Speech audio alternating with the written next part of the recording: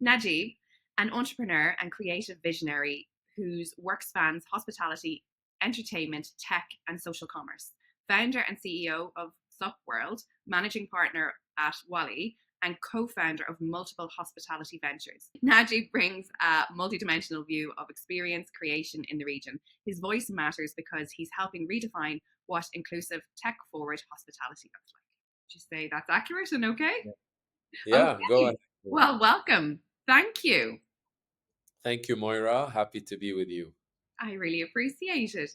So let's start with your career journey from launching entertainment ventures to shaping hospitality experiences across the region.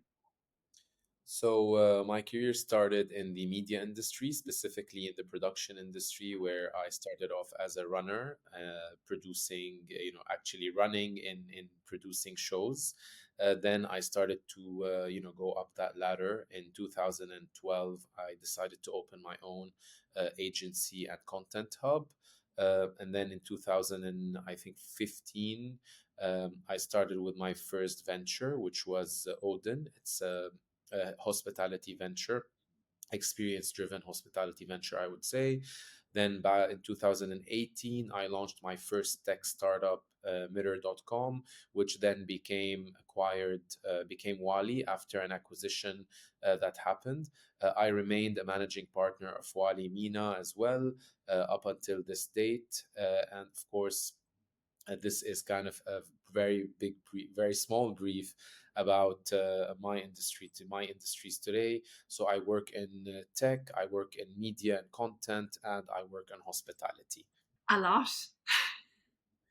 Yeah, sometimes it is a lot. I would imagine it is. So, what drew you to the intersection of creativity, hospitality, and innovation, would you say? Um, I would say so. So media was a passion. They were all passion kind of projects. They all started as passion projects. I majored in industrial psychology, so this is my actual major in university. Then I was drawn to media. I liked all that show kind of business. And then I started working over there. And then for my love of music, I decided to venture into hospitality, Odin specifically. Then, with Odin, you built up that kind of, providing beautiful experiences to people. Everybody starts to provide feedback. And then I wanted to further invest in hospitality. And of course, when tech was picking up AI. What was back in 2018, we're looking about image recognition. The first kind of stages, primitive stages of AI, were image recognition, facial recognition, sentiment analysis. We kind of said that we also want to venture into that, and they all kind of work together, right? So content, with hospitality, with also tech, they all kind of sit together, and today they all kind of feed off each other. They have a lot of synergies together that can our passion in music has helped us produce better videos, produce better films with better music, as well as our passion for tech has helped us enable our companies with always becoming at the being at the forefront of innovation. So it kind of all comes together in the end. So yeah, I'm actually happy about that intersection. Wow, wow, very interesting. Because I was thinking before I came on, how do you juggle all that? But the fact that they complement each other, I suppose, is really beneficial. So, as we were saying, some of your ventures are deeply experience focused. How do Yeah. you design spaces for that speak to a or to a diverse audience, a neurodivergent specific mainly, and those with sensory needs and maybe accessibility needs? To be honest, we always have specifically accessibility needs. Let me start with that. We always have that in mind. So if you look at uh, all our offices and our locations, they always have accessibility needs in place as we build them. Stairs are minimal. You always have like a space where everybody can kind of move around. Even with Odin, our hospitality venture, this is the case. When you move towards sensory needs, when you're in an office environment, it's very much easier to understand the sensory needs of any individual. Uh, Whereas when you're like at a place like Odin, etc., where it's actually a club experience, it is not that easy at the end of the day because the experience is there. But what we kind of create is we kind of create a pre experience where everybody can enjoy, even every people with sensory needs. Of course, as you go through the night, the music is louder, the lights are kind of harsher, let me put it in that term. But at the sunset experience, and as the sunset comes in, it's extremely pleasurable, pleasant for every individual to enjoy. Okay, so on that, I'm just on. So on the off in the office space, how are you aware of each person's sensory needs? So again, it comes from, I've majored in industrial psychology, right? So I've always had that kind of well-being at the core of my belief whenever it goes to whenever it comes to companies. I always approach people with empathy and like a very personalized approach. We have an open door policy that allows every employee to kind of step in, talk about their concerns, talk about their ambition, talk about their thoughts, and we actually really really listen to that. In my belief, and in every company culture, uh, having zero tolerance to bullying, having zero tolerance to any kind of, I would say, any kind of approach that would place any employee in an uncomfortable situation, allows everybody to kind of get out and say, look, I am a bit concerned about this, I feel this about that. And this helps us to kind of pick up on that. I work very closely as well with our people and culture department to make sure that everybody is kind of getting the attention they need, everybody is provided with the ergonomical structure that they need to actually thrive within the company. Most of my work now is more on the coaching side rather on the day-to-day operation side. Okay, interesting. An enjoyable one, I guess. The coaching. It is, actually, it is, because once you see the impact you have on people, you actually enjoy it more than Mm. looking at a P&L. They're both enjoyable, but I mean, yeah, seeing what the small things you can do that impact people at a bigger scale is also very enjoyable. Wow. So when you say open door policy, is that for you or who has the open Oh, door for everybody, for any of our employees. So today we do have an open door policy. If there is something that is really concerning you as an employee of our group, you don't need to, and your manager is not kind of taking action towards that. You can immediately lock an appointment with my office, and we have an open door policy that accepts everybody. And I would sit with that person and actually discuss anything on their mind.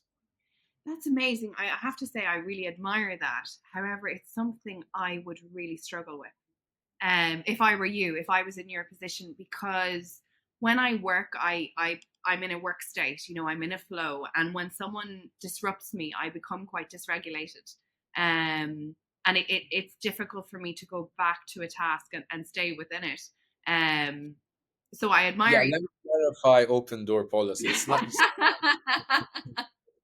it's not like you open the door and you just walk in. You know what I mean? It still does kind of have a little bit of privacy where I could still do my work. I could still have my meetings, etc. going on. But I mean, if you have anything on your mind as an employee or as a team member, you could immediately raise it up to the CEO, to the founder, and you don't have any bottlenecks or hurdles into that kind of path. Maybe you'd ask for an appointment today, you'd get it in the next 2 hours, in the next 3 hours, or maybe the next day. But what the principle is that anybody can get to this office and actually have a discussion on what is concerning them within the company. Amazing, amazing. So good psychological safety. Um, Yeah, yeah, which if is you which want is to put it the in utmost brief. important. Yeah. So then let's say within that case, so as people will know, and we discussed initially, I'm autistic and ADHD. So for me, it's sometimes a bit complex. And it depends. Sometimes I'm sensory seeking, so I'll want to be in a busy room and a busy atmosphere, and I'll work well in that environment. Not busy, let's say. I won't want that. I mean, I can sit in a cafe with noise cancelling headphones and watch people, but I within an office space that would be quite dysregulating and really difficult for me to focus. I could sit with someone near me, but I would mainly need my own office space or quiet time. And um, So let's say I'm not even sure what my role might be, but these noise cancelling headphones everywhere with me. I have like weighted leg pads, shoulder pads, so they help ground me and stay focused. But if someone interrupted me, or and I know you're busy there at the same time, but if things were popping up on my screen, um, or someone was interrupting me, that would really dysregulate me, and I would find it really challenging to complete the work that I was doing. So I find it really difficult to chop and change tasks. Um, and I guess if I was to go with someone like that, reveal my diagnosis, how would that be received within the company? Look, to be honest, Moira, I share. I don't know. I've never diagnosed myself yet. I share most of what you're expressing right now. I feel extremely overwhelmed if I have to, do multiple tasks together. I don't. I always feel like I need to move around, etc. But maybe the nature of my last couple of years, I would say 10, has allowed me to kind of build. Uh, I would say build a, how to put it. I don't know. I've kind of found a mechanism to work with these interruptions. So I keep my tabs open. That helps. I take notes. What I do is I always take a post it and I post it on my laptop on my Yeah. keyboard. So whenever I open my laptop again, I have that kind of post it that what I need to kind of pick up. As well, something that really helped me on my end, I was able to find an amazing EA a year ago, and this really helped kind of guide me into where I what I need to do every day, specifically the tasks that I would say I that usually slipped me. This really helped me. Today I still have a lot happening. I try to carve personal time every day to Mm. kind of work on the things that actually matter. Within that, I put my DND on my phone, my laptop, and I really focus on what needs to be done, because there are things that actually need focus. Now for and I have a closed office, right? So it's just more of the digital interruptions. For Yeah. employees, well, I want to highlight that for our employees as well, if anybody wants that kind of space, because in creative environments you have a lot of open spaces, Mm. and if anybody wants to kind of focus, they use as well the noise cancellation headphones. But apart from that, there are some silent rooms in the office where you can go there, just sit, chill, work alone, and then come back to that creative open space where interaction is needed. But apart from that, everybody can have a silent kind of room to work. Very good. Thank you for your honesty and vulnerability. It's not always I easy. remember, funny. I remember that just on that. I remember that when I was a young kid, I used to, my parents used to put me to study, and they're like, "You need to study. You have an hour." And I used to create excuses like, I'm hungry, and I just would go to the fridge, open it, and close it again, and do nothing. I just wanted to move. I couldn't sit in one place.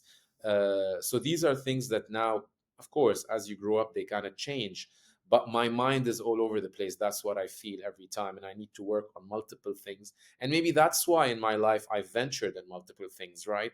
Because I need to kind of always have my mind busy. I can't just focus on one thing. So yeah. And very successful in them all, because that's a difficult one to do.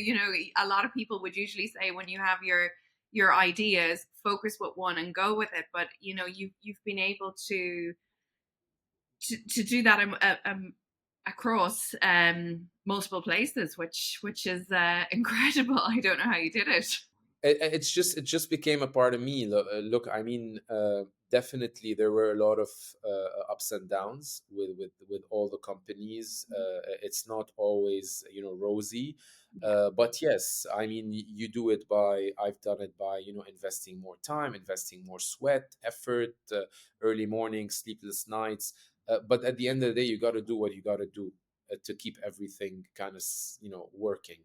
And I have no regrets whatsoever. On the contrary, I feel like all what I have done is beautiful when I look back at it, and I'm really excited for what the future also beholds. Wonderful, wonderful. I am curious, where do you get the time for you and your own well-being? I know you have that I open can door share my policy. calendar after the, the discussion. Do you pencil in well-being time for yourself? Actually, yeah, my EA does pencil in personal time every day, at Good. least an hour, where I could just sit down, uh, because you might just be dragged into operations, right? Mm. And my role in the company and across all the companies is strategic, is how to take the company from point A to point B, how to always innovate, how to always make sure that we are bulletproof as we move forward. We work in industries that are ever changing. If you take the creative industry at this point uh, uh, uh, with the introduction of AI, with content and creation of content. And as you can see, all these deep fakes happening, the Pope wearing Nike, Donald Trump, beating up X or Y. Like you have these deep fakes that have spread across the world. This is a threat for content, right? I mean, threat for content the way we know it. So you may need to make sure that you evolve. And it's my job to kind of always push in new technologies into the companies, always make sure that we are at the forefront of innovation and we're following up closely. So I need that personal time to kind of look into what's happening in the world and how we can be the drive of that within our companies. So that time's not really personal time, is it? No, actually, good point. Actually, it is personal time Yeah. because I enjoy that. Like even at night, I'd be at home and it's like 11 and I have to sleep because I want to wake up in the morning, but I still decide to kind of take another hour or an hour and a half at night just to surf YouTube, check, browse videos, documentaries on what's happening, to kind of go on the trip of okay, let me just explore because I feel that throughout our days, we don't have that wondering feeling anymore. That Yeah. just, let me wonder. Even if you're on, like, I wonder on the internet, I just browse freely. And I don't know if a lot of people do that, but I still use the I'm feeling lucky on Google, that take me anywhere. Yeah. Yeah. Yeah, because you always come in, you start your day, you open your browser with an intent Hmm. every day. You Yeah. never open your browser with, okay, let me see what I'm gonna do, or let me just browse something that I'm really interested in. It's always intent, like I want to check this, I want to check that. Sometimes I just allow myself to go freely and browse, and I learn a lot of things when I do that.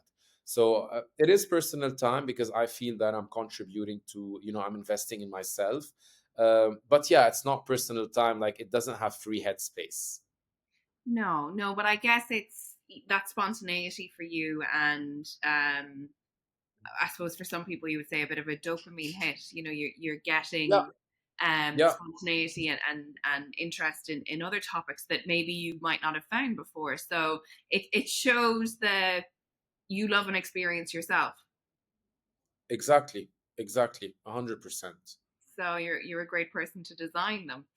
Do you think there's anything you could put in place within the workplace now? Because I think off camera we said there's nobody there yet. We're all very much at really baseline level of inclusion and neurodiversity.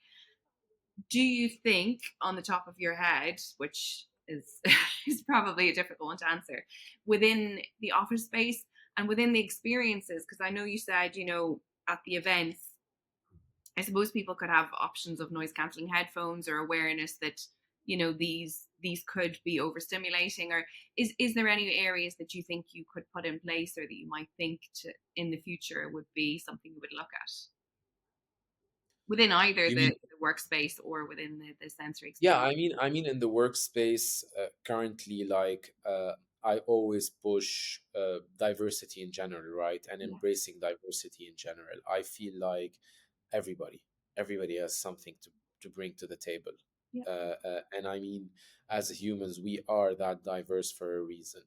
And yeah, we need to kind of open up for that diversity. So when it comes to the office environment, I'm constantly pushing with our people and culture department on um, how do we become more of an inclusive environment for everybody? Mm. How are we always treating everybody with empathy, with flexibility? Um, I mean, work is work and work is never going to end, right? It's No. about how you go through work, how you Yeah. wake up in the morning and go through your day continuously. And I'm always open to hear more about what we can do. And maybe today, Moira, with the call as well with you, I mean, we would be able to explore maybe new ways of how people are doing Mhm. it. I mean, we're not perfect, right? No one is. Exactly, and we're not exposed to the latest in dealing with such situations. So we're always open. We think we're doing our best. We always thrive to push these boundaries further and further. We listen. I say this is a very important matter. We listen to what people are saying because at the end of the day, if you listen, you would develop further because people are going to come and say what they need, say what's actually disturbing them. And if you work on that, that's good. I always say something. If you ask for, feedback and the feedback is positive, then you're in a good environment. Yeah. Yeah. If Yeah. honest feedback, right? And it's positive, then you're in a good environment. If you have negative feedback, instead of going and learning and trying to, bring in new things, just work on the negative feedback that you have within your company first, and then try to introduce new things. Yeah. Yeah. Amazing. Amazing. Um, it sounds like a very positive company to work for. Um, which is With all the stress that the industry brings in, I know. yeah, with all the stress that the industry brings in, I wouldn't say, I want to be completely honest as well. I wouldn't say our team has working hours. Everybody works on weekends. Everybody works on, I would say, late nights because that's the nature of the job, right? If you are working within the creative industry, that's kind of a preset expectation that you have. However, we have, 2 work from home days. Friday is usually a very chill day for everybody. Um, we try to do, get together Thursdays at the office, where it's like, a 30-minute. We always have. So we try to integrate fun stuff as we go, but at the end as well, there's the nature of the job. It's not a 9 to 5 job as a creative, as well for the events and the hospitality. Also, this industry is quite demanding as well. But for some people that may suit their suit them. I know for me, I'm an early riser. I like to start my day at 5, and really, I'm very creative. Other people, it's later in the day, so where they have events or so for so the timings may work for people. I suppose providing that you're taking that downtime and within because otherwise people will burn out. But if you love your job and you love what you're doing, you don't really work a day in your life. And I know that's a saying, but I do think it's so true because I think a lot of the problems with jobs and people, and I'm not saying to anyone, oh, you should work all the time. I definitely think there should be balance, and I struggle with that myself sometimes. That I need to find the balance, but the difficulty is when you love something, it's like a child at play. You're in your playground, you're having fun, and maybe other responsibilities in your life aren't on your mind, to the forefront of your mind. So yeah, it's sometimes these roles are really suitable, especially for some different neurodivergent individuals. They would just thrive within that. We see that a lot. Like you're saying this, and I'm few names of people are popping up out in my mind within our team. There are actually individuals that are the specimen of what you said, right? If you love your job, you don't work a day in your life. We have people that thrive for perfection, that push every day, that don't have working hours. I come to them and say, look, guys, you're burning out. Yeah, I know you're burning out. yeah, It's a lot. And they're like, no, I want to perfect it. I'm going to push it forward. There are people, our nature, there are RFPs, there are pitches. Sometimes you have like 2 full sleepless nights. You know, you're on a shoot, you have a client, and people do love their job. I would say what really helps to fuel this ambition and passion is showing them how respected they are and how valued they are. At the end of the day, everybody loves a tap on the back. Everybody loves a thank you. Mhm. These things are what pushes them to thrive. They're going to thrive for them. This is their modus operandi. They're going to do it within our company structure or within any company structure because this is who they are as individuals. Our job is to actually value them and understand what they bring to the company. I go many of the nights. I go and I sleep with a very rested mind that someone else is stressed to make sure that our company's exporting a good product, right, to our clients. And this is amazing to have that feeling that someone else cares as much as you do. This for me is a beautiful feeling.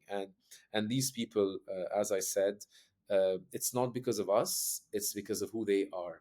They Yeah. are continuous striving for perfection.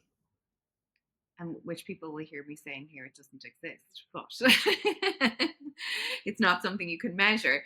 Um, but what I will say is the fact that you can see that in individuals and say, look, I don't want you burn. I value you so much. I don't want you burning out, and maybe a bit of self care is what you need right now.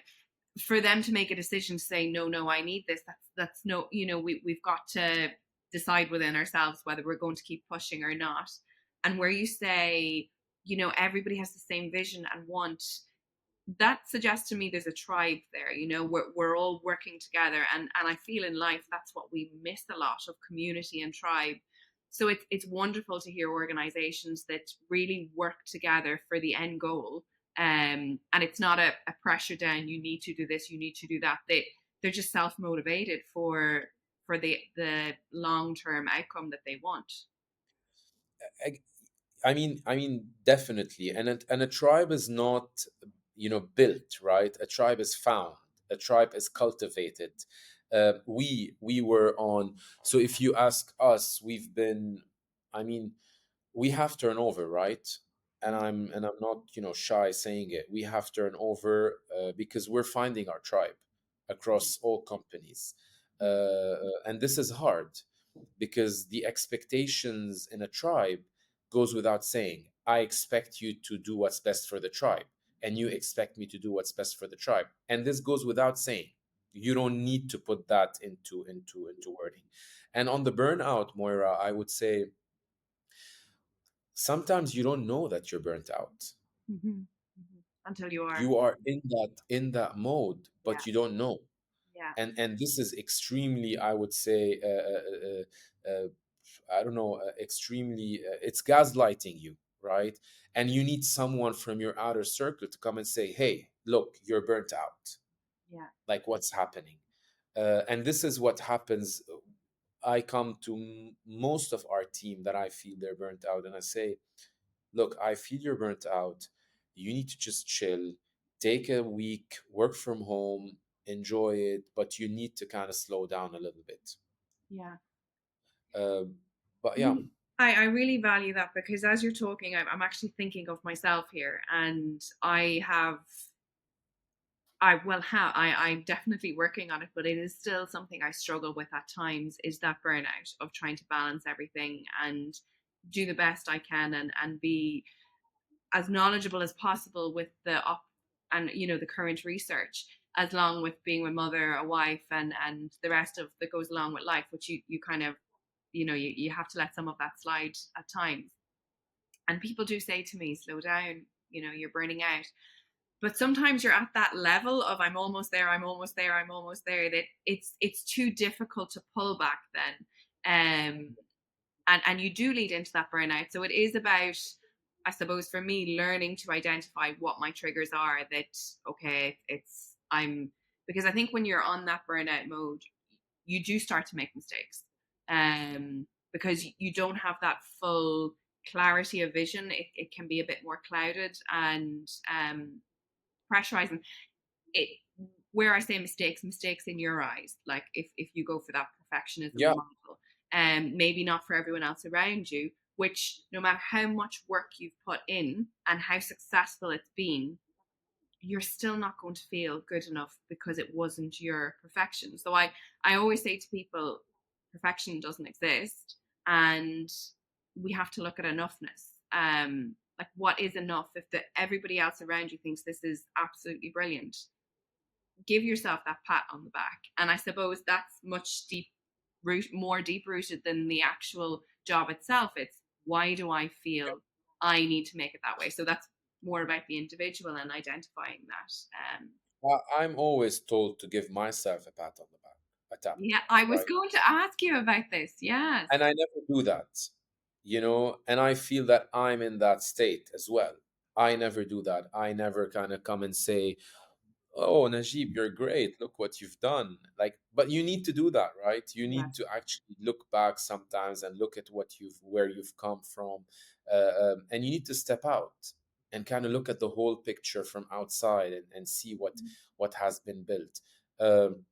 But again, I think everybody that goes into that kind of spiral puts their head down and just runs, and they get to a point where they're like, okay, let me just put my head up a little bit and see where am I. And it's a continuous journey. You need someone next to you to kind of tell you. I feel you don't see that as No. you're going No. through it. You don't see that. No, and if it's me, I'm in that already feeling like a failure mode, that it's not where I want it to be, and that's why I keep going. So when someone says that, it's like, no, no, no, you don't understand, and they can't understand your internal world. I guess I just need to learn to show myself self compassion, which I do. It just a lot more now, and I have to say a lot more since I've had my diagnosis, because I understand why I am the way I am, which helps with acceptance and understanding. Um, but yeah, I hear you. Do you mind And me asking why you no, don't give yourself the pat on the back? Like what? maybe it's not that I don't appreciate what I've done, or I don't appreciate kind of where I am, etc. It's just maybe that I want more and my ambition is more, and I just need to kind of get to a point where I'd say, yeah, this is where I want to be.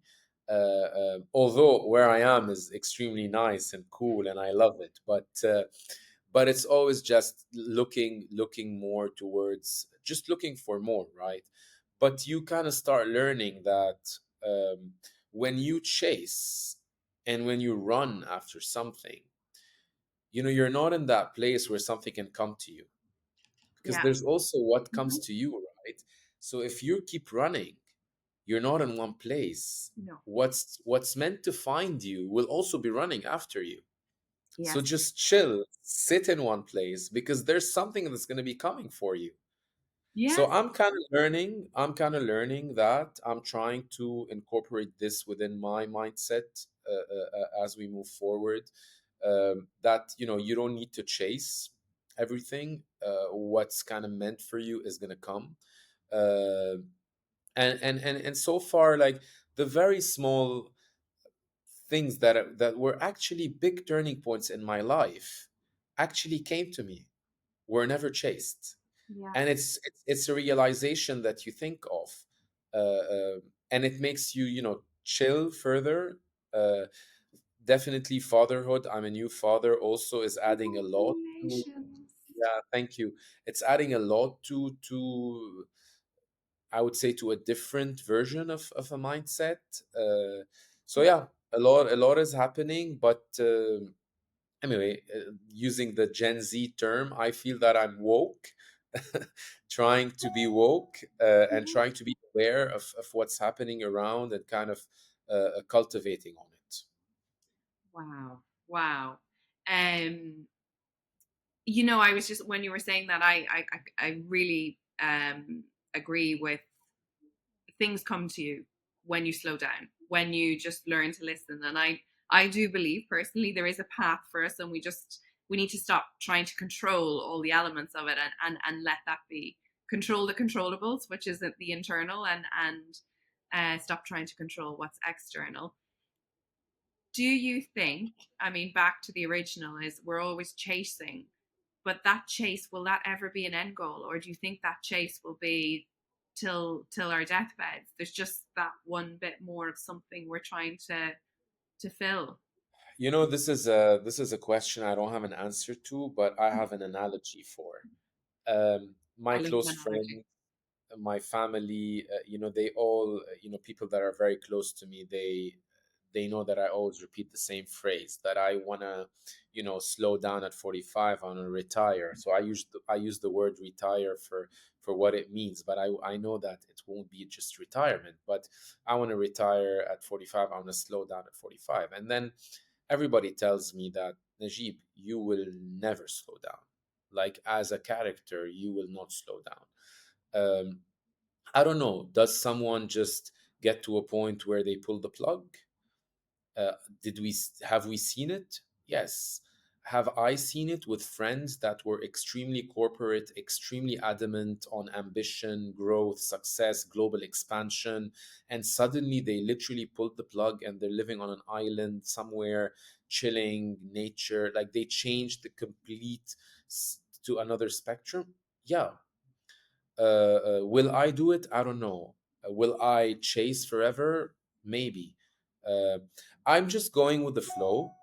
I would say I'm enjoying what I'm doing now. The minute I feel like I'm dragging myself to anything, I feel like I'm gonna stop doing it.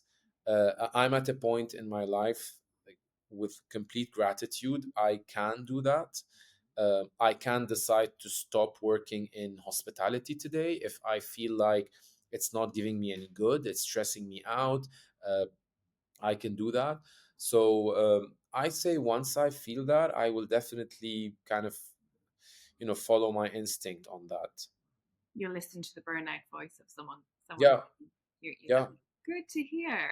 And just with you saying you're a father, I hope you don't mind me asking, do you think that's changed your outlook overall as a person and as a leader? Yes, definitely. Definitely, I would say fatherhood does change. As you're growing up,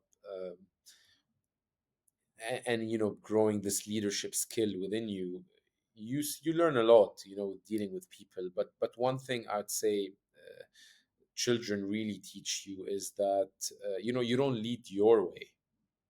Yeah, you have a way, right? But you need to find a way to lead people, and you need to find a way that resonates with them. So if I need to communicate with you that we want to go towards point B, I can't say it within my own terms in the way I say it to my mind. I need to find a way to convince you, to lead you to go to point B. Yeah. And with children, it's always that kind of play, right? You can't just say we want to do this, because they're gonna say no and they're gonna cry and they're gonna not do it, and then you're gonna be in a I'd say in a in a deeper mess.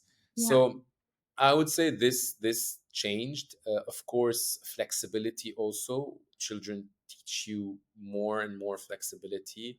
Again, I feel like my major in industrial psychology has really helped me in the workplace, looking at people through their lens and not through my lens, Hmm. how they think about things and not how I think that they think about things.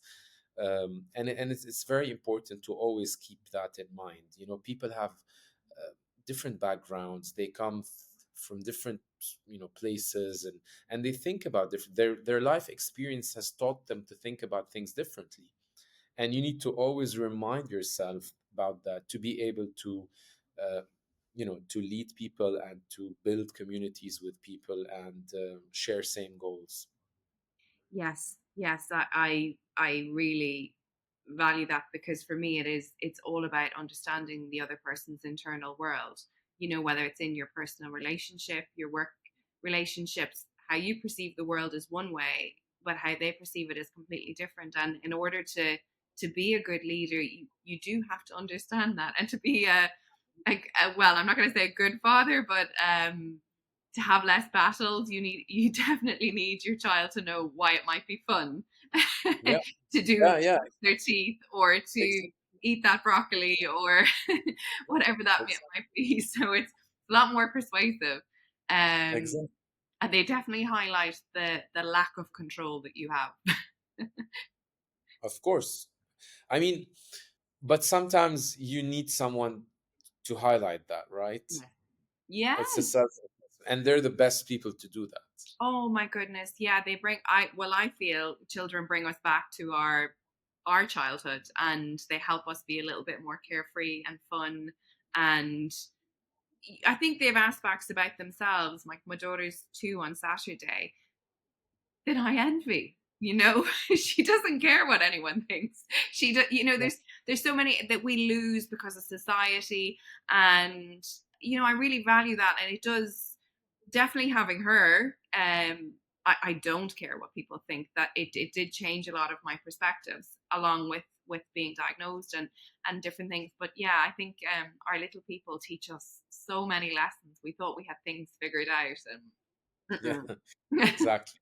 absolutely Exactly. not. I'm still at the early stages, Yeah, but I feel like we all learn a lot from our children. the sleepless nights and the um, you might not get that Yeah. sleep, or I'm hungry. No, no, Yeah, yeah, no. or there might be a sleep regression.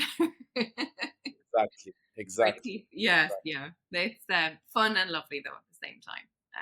It is a beautiful stage. Definitely. So I'm so delighted for you. Let me see, what was I going to ask you next? I felt in a nice little conversation with you there. Yeah. I think one of the questions we've already answered. What's one creative or inclusive initiative? There are multiple initiatives, but I'm just thinking about a lot of what's really best for this question.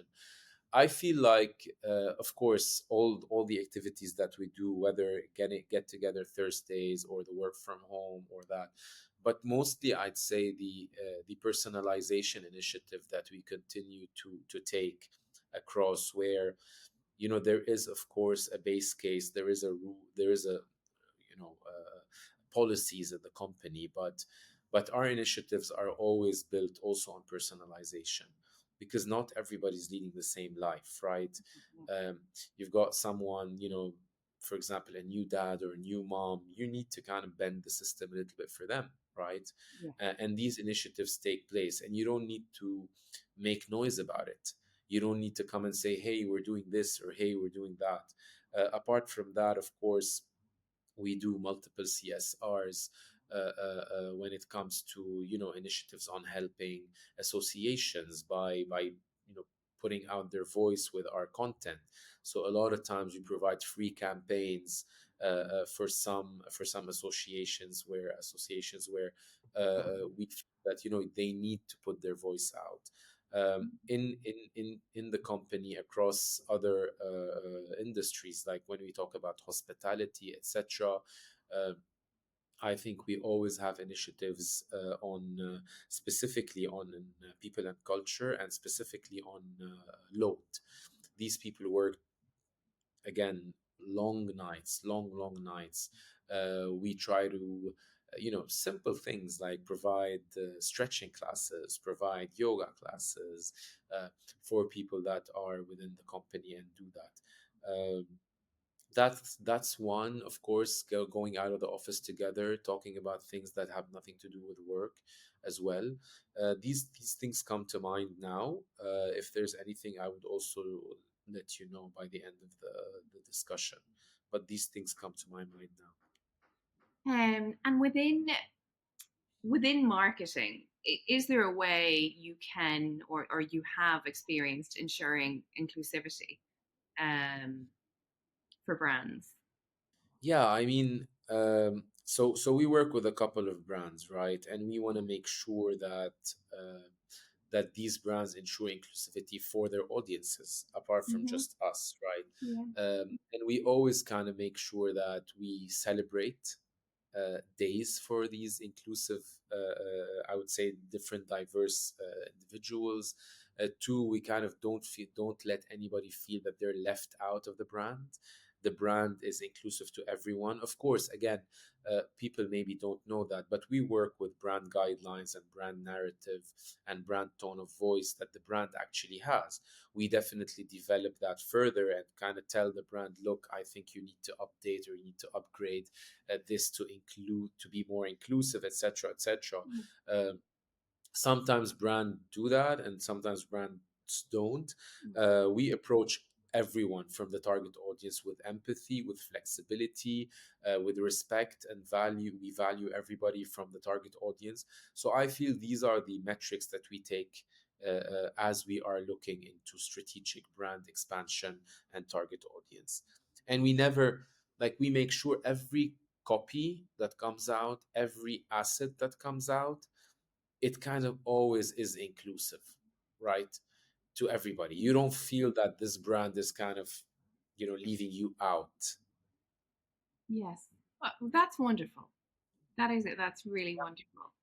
I guess we might jump across to hospitality, and I'll ask you about a challenge. So, what's the biggest challenge, global or in the regional, in the region of for hospitality brands in creating experiences that feel personal and inclusive? The biggest challenge is monetization, right? Monetization of that experience, because there's mainstream. So let's agree to that. There's something that's mainstream, and this would always work at its best, Yeah. right? So uh, I'll try to give examples without giving names. So you've got the basic normal go, order food, drink, club, dance, come back. And there's that, drive for an hour or an hour and a half, go on top of Jabal Jay, sit in a, like in a glamping resort, and then come back, right? Yeah. Now, definitely the first the first experience, let's say, it's more money making. Let's take Anamos, for example. It's like money making, completely mainstream, etc. The other one is maybe less of a money making objective. It still does make money and all that, but it's more of an experience and it's inclusive to everybody that wants to share that. I'd say the challenge is as well. So that's one challenge. Number one, how do you sustain such experiences as you want them to grow? Because every experience that you create is also a business, right? And Yes, of hospitality, course. it's not a pro bono experience. uh, Challenge number two as well is to understand who this experience is for, and if these people are actually there, right? Yeah. Because and if they actually go out as well. Yeah. uh, Yeah. this is challenge number two, really understanding the target audience. And challenge number three is, uh, you know in a place like Dubai, I would say, or the UAE, you've got millions of tourists pouring in every year. Um, Brand loyalty or loyalty towards a hospitality brand is not significant at all, apart from the big names, the franchise names, but that people book in to, have a consistent experience across the globe. Like, for example, you go and get a white mocha from Starbucks, and then that's a consistent experience that you get wherever you are in the world. But I'm talking about the other local brands. It's hard to kind of keep those experiences running with the amount of tourists coming in. You don't have the time to build that brand loyalty. People come after the big names, specifically tourists. Uh, so yeah, I would say these are the three challenges kind of in hospitality when you're building niche experiences, inclusive experiences. These are the scalable pain points. However, definitely we still have beautiful experiences. We still create beautiful experiences, whether it was glamping experiences, hospitality in terms of clubbing experiences, and all that. And I take this one step further. When we were, when we started Odin, there was the electronic house scene that was very mainstream, and we decided to go into the organic vegan house, where the music is less of a nightclub music and more Mhm. of a happy vibe music where you start off at a sunset. It's not that harsh, and it's more of a down tempo. A lot of hardships happened to kind of educate the audiences back then, talking about 8 years ago, educating the audiences that this is something new. Audiences would come to us and say, what's this? We don't like the music, change it. I want something that I know, etc. But a year or two later, we stood ground, and then Odin became like a phenomenon in the country, and everybody wanted to go to Odin, and Odin became, people started to dress differently when they go to Odin because of the experience they felt at the place. So it's also important to, I would say, stick to your plan, Have the stick to your, vision. You have your vision, and you yeah. know it will go there with consistency. When you're building an inclusive experience that is niche, you need to understand that it will take time to build, Yes. and you need to find your community, Yeah. but the community will find you. You just need to stand. Yeah. I agree. If you're thinking of buying a red car, all you'll see is red cars. They will come. Um, if you could redesign, or the if you had the power to redesign the future of hospitality, what would that look like? Good question, actually. Um, Look, I mean, hospitality today is an ever evolving sector. I would say what I would not like to be redesigned in hospitality, actually, Yeah. is the human experience. Like, some things really need to stay. Like, I hate when you arrive to a restaurant and they give you an iPad and you need to Yes. make your order through an iPad. I hate that a robot will bring you your food on a tray. Hmm. These are experiences in hospitality that should Stay. remain, that should stay, that should exist, because these are simple, pleasurable experiences that are there. They make the hospitality sector. If you are gonna, just have a robot deliver my food, you're in an Amazon manufacturing whatever. Yeah. Like, you don't want that, right? You don't want AI to integrate in hospitality. Now, how do I redesign the hospitality if I want to bring in tech? Definitely, there's a lot. You can build AI into it. You can build image recognition, sentiment analysis, how people are thinking about this music. Are they enjoying this Hmm. track versus the other track? Their feedback on food, on drinks, on Yeah. experience. All these, I would redesign that, but in order, like, in a way where take out the natural elements that have built the hospitality industry across all these years. And you're talking about one of the oldest industries in the world, right? And it had remained human. So I wouldn't want to redesign it in that, I would say, form. What I would say in one sentence, it would be like trying to innovate while keeping the core balance. Yeah. I think that's amazing. Amazing. I love that answer because I couldn't agree more. The iPad is very frustrating for me. I just want the menu. And And you you also, realize, yeah, I mean, and you realize today after COVID, everybody's asking for a physical menu. yeah, yeah. Like, it's not something that you're used to an iPad. It's not a problem, but you like that experience of opening a menu. You crave that human experience. I think we naturally, of course, we're going to crave that connection and experience, and I think that's why, okay, robots might deliver food, but if there was that option, and an option where a person was going to deliver me food, I'm going to go to the restaurant with the person. I might Yeah, try out the robot to see what's going on, but am I going to keep coming back? No. And it won't even matter about the food. It will be as you say, the experience there, how I feel. That's much more important. yeah.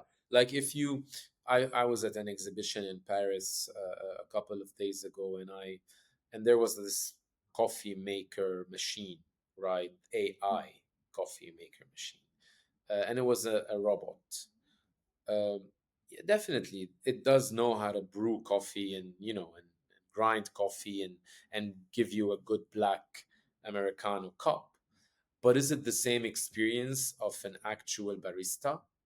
No. No.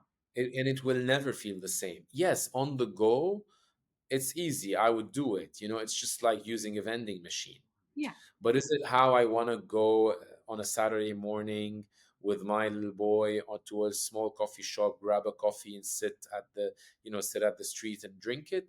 No, that's not what I want. So it's also how you want to perceive and receive that experience too. very true. Very true. You want And to, it's all about us, right? If we fund and fuel robotics in the hospitality industry, we will allow it to grow over human interaction. yeah, But if we keep on refusing to do that and stay, you know, appreciate the human experience and decide to go to coffee shops that are not embracing such technologies, we keep those coffee shops, you right. know, flourishing. Very true. So let's hope people listen to this and don't go and change. um, what about leaders? Is there any advice you would give to leaders about building and I guess sustaining a diverse team? Yeah, I mean, definitely, if you're a leader and you want to build and sustain a diverse teams, I'd say one, you should be agile with your approach, specifically as you grow up, and specifically as you grow up with not within a generation, but overarching on more than one generation, and specifically generations that have very different sets of beliefs, principles, and values. I mean, we are experiencing, Gen.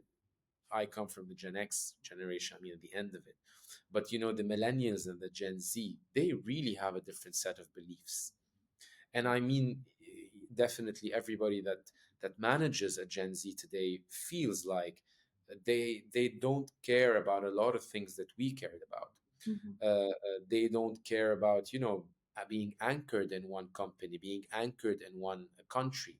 They're global citizens. They're citizens of the world. They just want to travel around. They want to roam around. They want to live experiences rather than hold on to things. And so agility, very important. Very important is to be, I think, knowledgeable. You need to understand how this generation thinks. The generation that you're leading, you can't lead it without understanding how they think. How are you going to approach it? A lot of people have never read how, for example, a Gen Z thinks. How are you going to manage a Gen Z if you don't know how they think? So I feel knowledge is extremely important when it comes to leadership, even with neurodivergent individuals, right? The knowledge on how to do that is important because you might say something that's either perceived as manipulative, either perceived as traumatizing, and it's not about intention, right? You just feel like you're just doing it. So agility, openness, knowledge, and persistence, right? Managing a diverse team, you should be persistent so that they share your same goal, so that they kind of jump on the same boat. Brilliant, brilliant, brilliant. I really hope leaders listen. Really, really do. Thank you for that input. Is there a moment in your career, or a quote that, or a conversation that changed how you approach leadership? Or maybe there was many. Is there a favorite one? Um, yeah, there are many, I would say, but I feel like, yeah, there was one that's very important for me. I mean, leaders, you should always take advice, right? Always take advice. But in the end, and putting it in golf terms, there is a caddy, right? But the golfer would take the swing.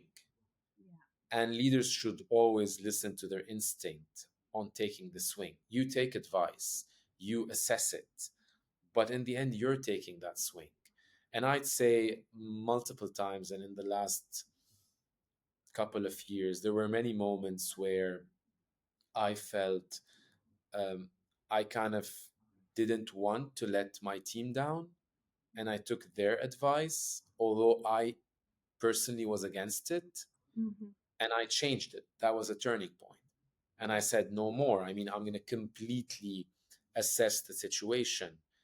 And and I don't want to put it in that term, but definitely it's democratic.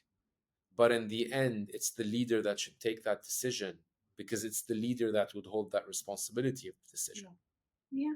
Yeah. So I would say this is a turning point. An incident happened that is a turning point in my leadership mindset, where definitely I'm a very open leader now to listen, but I also listen to myself way more than before in taking decisions.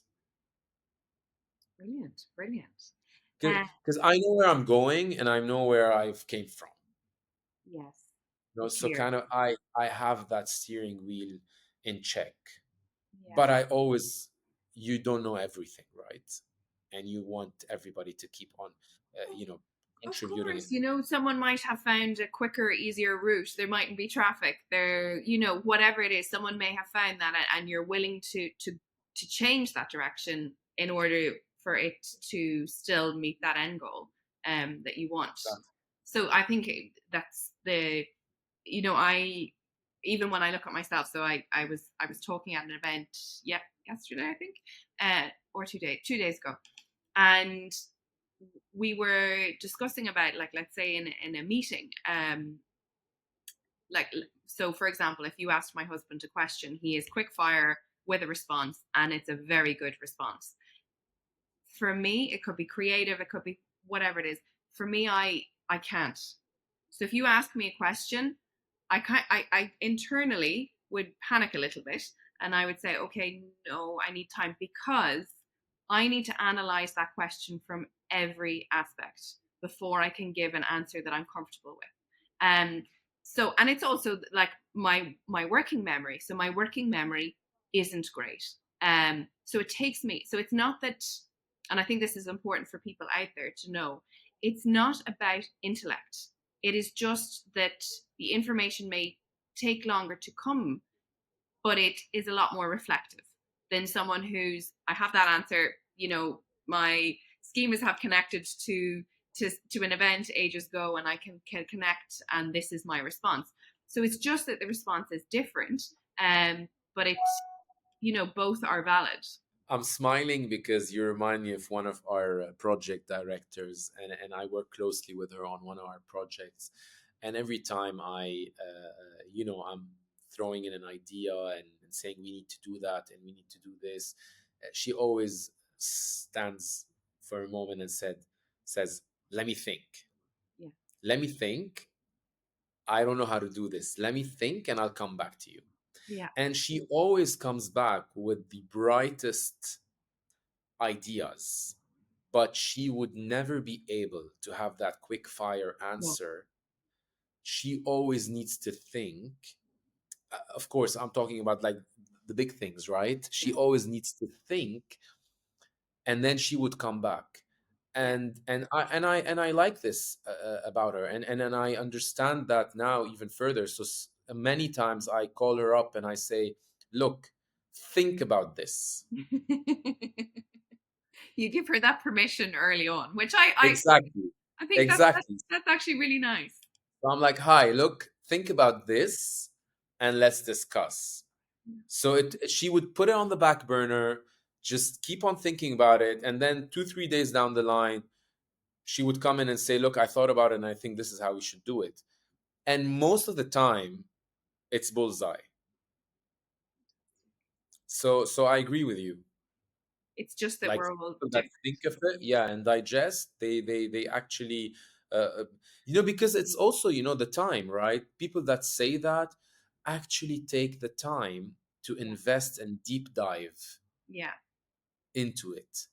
People Oh, I that have that deep quick dive. fire, and I'm not saying anything about your husband, people that have, and I'm like that, by the way, Yeah. right? I'm like that. They are just, they just want to say the first thing that comes to mind. It's intuitive. It's more of a I would say a reactional thought. Yeah. Can be right. I'm not saying that Yeah, it's it wrong. can be Can be brilliant. Yeah. right. Can be great. But sometimes with things that require a lot of depth and looking at a lot of angles, you need time. But each is valid, because sometimes we need a quick fire. Like, we're Yep. in an emergency situation. My husband's calm. He knows the solution. He's quick fire for everything. Um, Yes.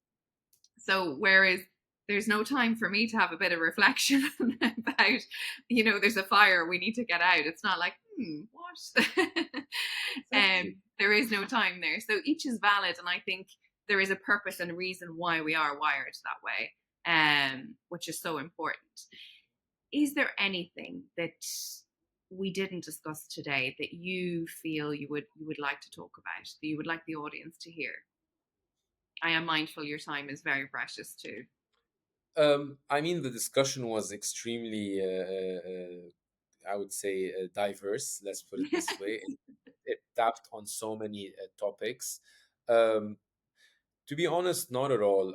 I just feel like my experience has taught me that believe in your vision. Just keep on doing that throughout that journey. Try not to harm anyone, try not to overstep, try not to bully. Make sure that you're building love in terms of energy around you. I feel that you need to have good energy around you as you grow in anything you're doing, because this will attract a lot of beautiful things to you. And I would always say keep a positive mindset. Um, the best things can happen to you.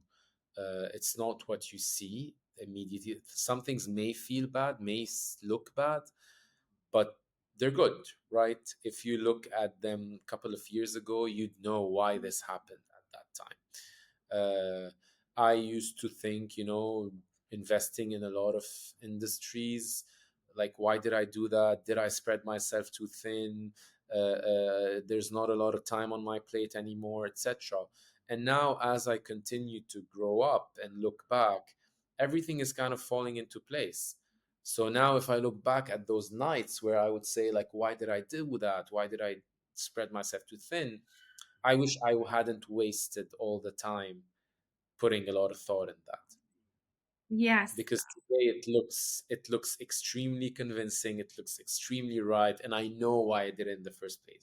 So for every leader out there, just follow your gut, follow your instinct, but always keep an open, ear and eye on what people tell you, because a lot of people actually love you, right? And they say good things that you need to listen to. There's two points on that I loved the advice, full stop. But it reminded me of a book. Have you read Green Lights, Matthew McConaughey? No. And it is about, like, everything that seems bad in your life that's happening is actually the opportunity for the next thing. And if that didn't happen, you wouldn't get to where you are. um so yeah, it reminds me of that. But also that thought of, why am I doing what I'm doing? I shouldn't be doing this. Them thoughts, I often hear leaders talking and saying that they're the times that you're nearly there. When you start doubting what you're doing, that means you're almost there. Um, Whether that's accurate or not, but it's you've just put so much into it that it is almost there, that you start doubting everything around that, and it's just to persevere through that stage, which I think defines why someone is a leader and isn't. Yeah, because you doubt it because nobody has done it, right? I mean, that's Mm-hmm. why you start doubting, because there is no benchmark to what you're doing.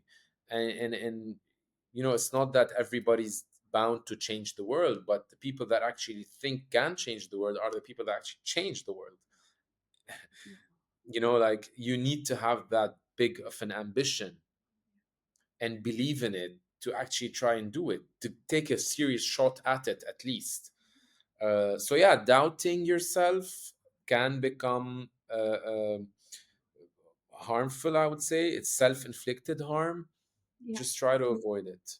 yeah, and we will change the world.